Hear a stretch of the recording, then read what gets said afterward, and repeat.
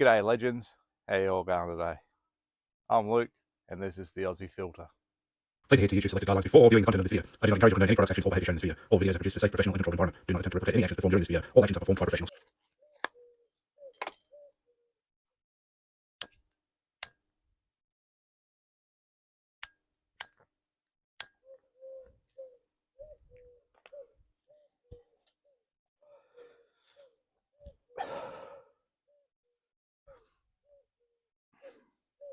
I was thinking about a story the other day about when I first started smoking, now that I've started making these types of videos. And I thought all the way back to when I started smoking and how I started.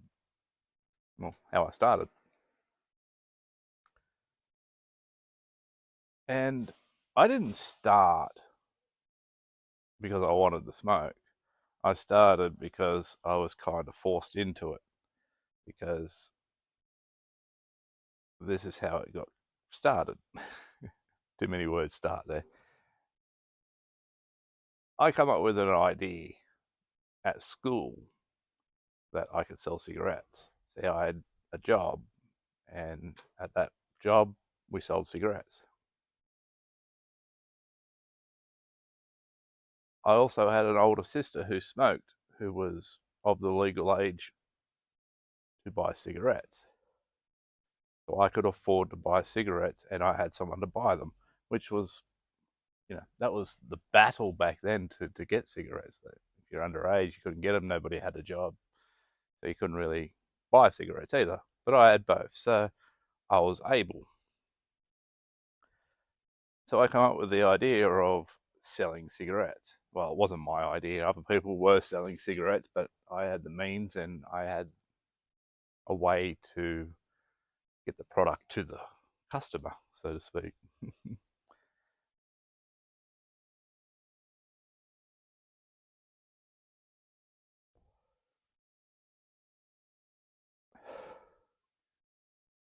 So I thought, here's a way that I can make some money. And I become pretty well much a walking cigarette vending machine. I'd had all the popular brands and flavours that people wanted. Now, back in Australia, during those times, most people smoked Winfield Blue, Winfield Red, Peter Jackson Mild. They were the three most popular cigarettes going around. So, me having a job, I could afford to buy all those brands of cigarettes. So, for 50 cents, you could buy a cigarette off me. And you'd come up, ask me, what do you got? And I'd tell them what I would have. I would say Winnie Blues, Winnie Reds, and Peter Jacksons. And then they would buy what they wanted off me. Most other people had a different cigarette style, like they'd either steal them off their parents, or they would go for the larger packets. I remember one being popular, which was long brew, something like that. And the reason why they got those ones was because they had 40 in a packet. Winfields only had 25, Peter Jackson's had 30. So you could get an extra 10 cigarettes, but they weren't very nice and nobody really liked them. They were like the last option, so to speak. If everybody else was out of cigarettes, you'd go and smoke those ones if you could get them.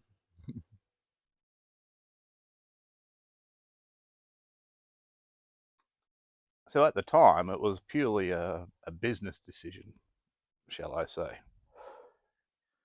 to buy cigarettes and sell them. But as time went on, people would ask me, why don't you smoke? Never seen you smoke. And they sort of started getting suspicious of me for some reason, I don't know. So there was a bit of pressure there for me to have a cigarette with them. Also, I think it was a way because back in those school days, you just didn't smoke a cigarette one-on-one. You'd have 3, possibly 4 of your mates, and it'd be puff, puff, give.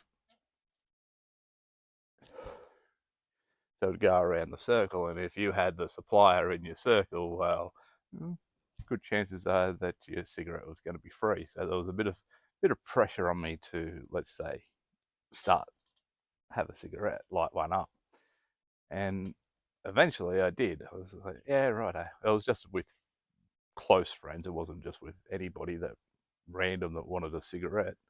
They'd have to pay. But my friends that smoked, I think they sort of coerced me into smoking so they could get a free cigarette.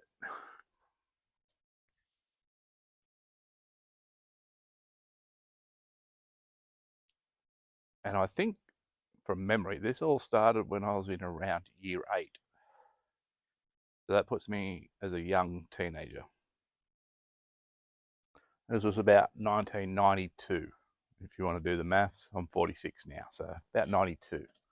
And in 2025, I'm 46. So you can do the math to see what my age would have been roundabout.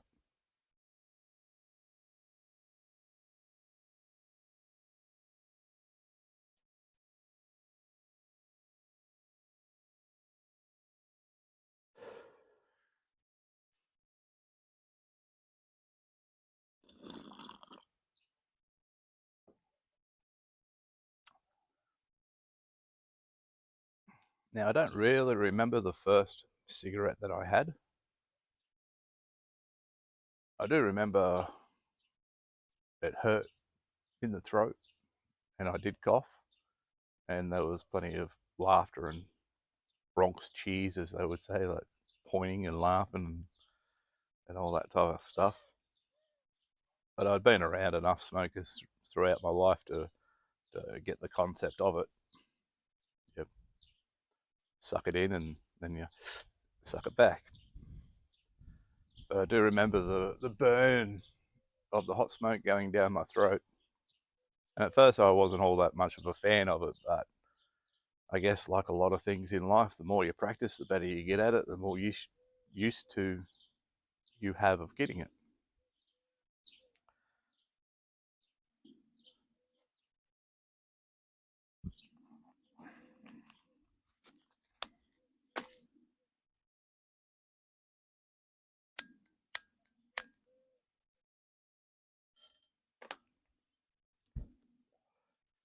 But that little cigarette selling enterprise that I had going on was quite profitable, but I wasn't a very smart businessman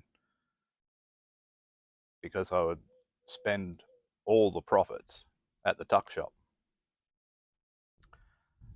And I still remember what I used to buy. I used to buy a bread roll, a sausage roll, and a chocolate milk. And this is the genius of it. This is how you made a great meal.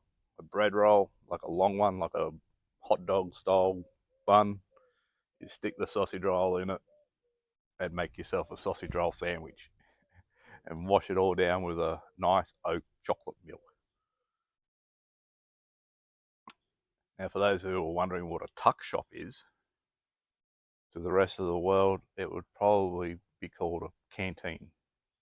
But in Australia, as we like to use slang a fair bit, a tuck shop, which break it down, tucker, which is food, and it's just kind of an outback Australian slang word, tucker. So tucker's a bit long to say, so it would just become the tuck shop. I go and spend all the profits in the tuck shop. And that's what I'd buy every morning for school breakfast, we'll call it. Go to the canteen in the morning, go to the tuck shop, get yourself a sausage roll, nice hot sausage roll, bit of Tommy sauce, and a bread roll washed down with a chocolate milk. Now, back then, that would probably cost about $2, maybe $2.50, somewhere around there.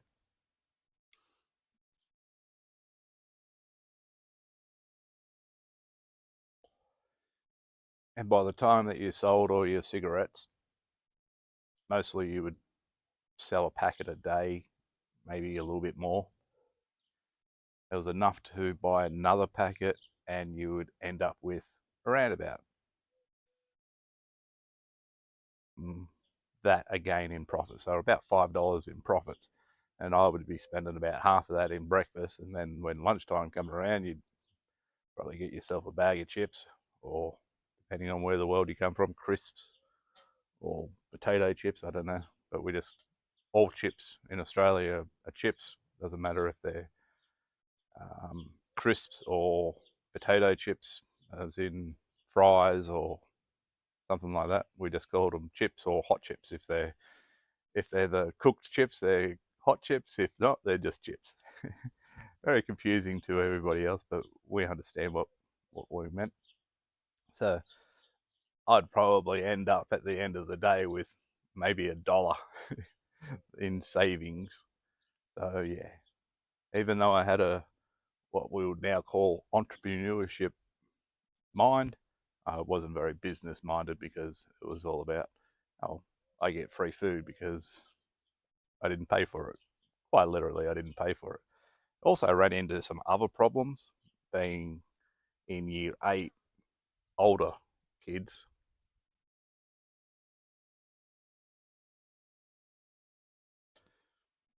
The bigger kids, if they knew that you had cigarettes, you sometimes had to defend your turf. Like people would try and steal them off you or intimidate you to give them cigarettes. So there was always a bit of a stop loss too. Like you didn't get to sell all 25 cigarettes because you know some of the tougher kids getting around a bit bigger, they would threaten you with violence if you didn't hand over a cigarette. So there was some stop loss. There were a tax to be paid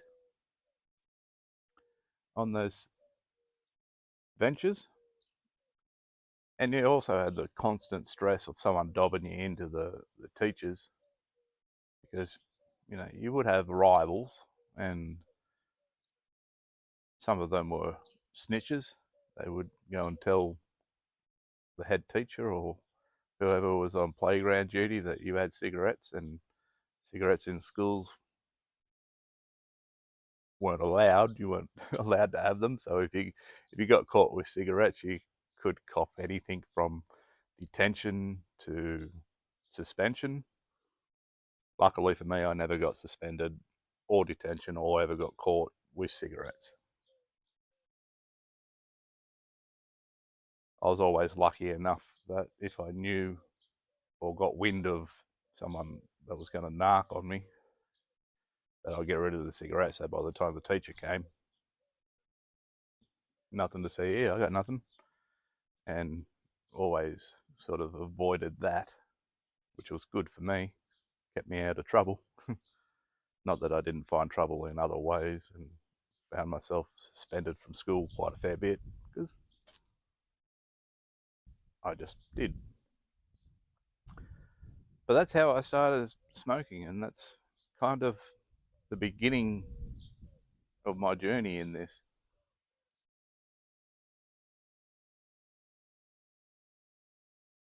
Into this world